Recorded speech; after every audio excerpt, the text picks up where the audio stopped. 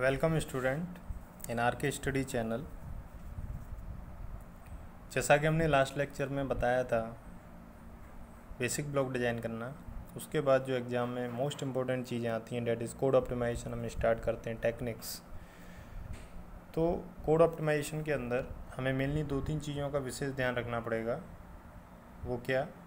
वो हमें ये रखना पड़ेगा कि कोड ऑप्टिमाइजेशन करते समय हमें एक एक करके स्टेप बाय स्टेप करना है। सबसे पहला कोड ऑप्टिमाइजेशन में जो टेक्निक्स आती है that is local common sub expression, elimination of local common sub expression. Local common sub expression होता क्या है? फर्स्ट ऑफ ऑल आपको ये पता होना चाहिए।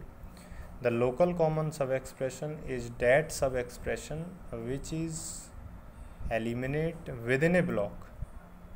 यू कैन से एक ही ब्लॉक के अंदर जो भी कोड होता है उस कोड को मैं यदि एलिमिनेट करूं तो वो मेरा local common sub expression elimination कहलाएगा।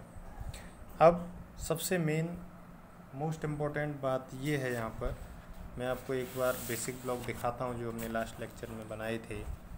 ये बनाए थे बेसिक ब्लॉक्स, जो भी हमने सारे बेसिक ब्लॉक्स बनाए थे वो मेरे बेसिक ब्लॉक ये थे। अब इस बेसिक ब्लॉक में लोकल कॉमन सब एक्सप्रेशन का मतलब ये हुआ कि सपोज़ करो a प्लस बी कोई एक्सप्रेशन है, उसी बेसिक ब्लॉक के अंदर मैंने a प्लस बी को T1 में लिया है और फिर 2-3 स्टेप के बाद अगेन यदि a प्लस बी आता है तो मैंने उसको T2 ले लिया, तो ये गलत है। कायदे से यदि मैं a प्लस बी को T1 लिया है तो मैं नेक्स्ट स्टेप में भी a प्लस बी को T1 यूज़ कर सकता हूँ। दोबारा से नया टेम्प्रेरी वेरिएबल लेने की ज़रूरत क्या है? दोबारा नया टेम्प्रेरी वेरिएबल ले लूँगा तो मेमोरी में स्पेस अननेसेसरी बढ़ेगा, ठीक है ना। तो फिर ऑप्टिमाइजेशन का कोई फ़ायदा नहीं है। तो इसीलिए ये हमें विशेष ध्यान रखना है।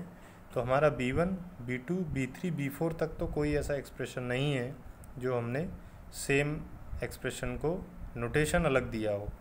हम सीधा B5 में चलते हैं। B5 में ध्यान से देखिए, 4 × I T6, 86x, again 4 × I आया तो मैंने T7 ले लिया। This is your local common sub expression. 4 × I जब मैंने T6 लिया है तो दोबारा 4 × I को T7 लेने की क्या ज़रूरत थी? ठीक है ना। इसी तरीके से 4 × J को T8 लिया है, अगेन देखिए फिर 4 × J को मैंने T10 लिया है, ठीक है। तो ये जो आपके वेरिएबल हैं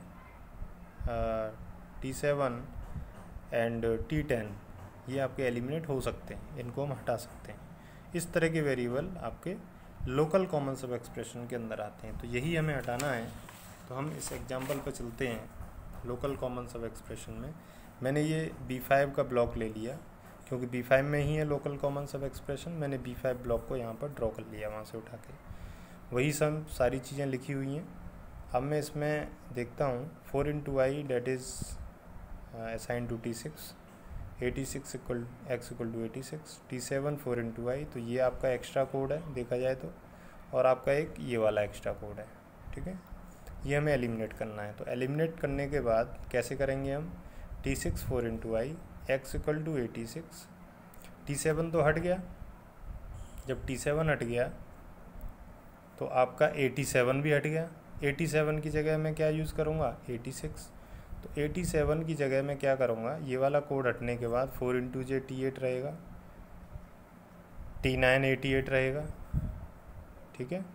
अब T9 = ये 87 = T9 था, बट T7 हटने के बाद यहाँ पर क्या आ जाएगा आपका? T6। तो 86 = T9 हो जाएगा। ये आ गया समझ में? 86 = T9 कैसे आया? 86 = T9, ठीक है, यहाँ पर चेंज हुआ। एंड नेक्स्ट आपका 4 × J जो T10 में आपने डाला है ये मैं रिमूव कर दूंगा, और इसको रिमूव करने के बाद 8010 = x का अस्तित्व ख़त्म हो जाएगा। अब 8010 का ख़त्म होने के बाद यहाँ पर क्या चीज़ें आएंगी? क्योंकि T10 में 4 × J है, 4 × J T8 में भी है, तो मैं यहाँ पर T8 यूज़ कर लूँगा। 88 = x and go to B2। तो आपका देखा जाए तो 1 2 3 4 5 6 6 स्टेप में कन्वर्ट हो गया। जो कोड आपका 1 2 3 4 5 6 7 8, 2 लाइन आपकी कम हो गई, 2 स्टेप आपके कम हो गए। This is called local common sub expression, elimination of local common sub expression. तो ये बेसिक ब्लॉक आपका बिफोर एलिमिनेशन है और ये ब्लॉक आपका आफ्टर एलिमिनेशन ऑफ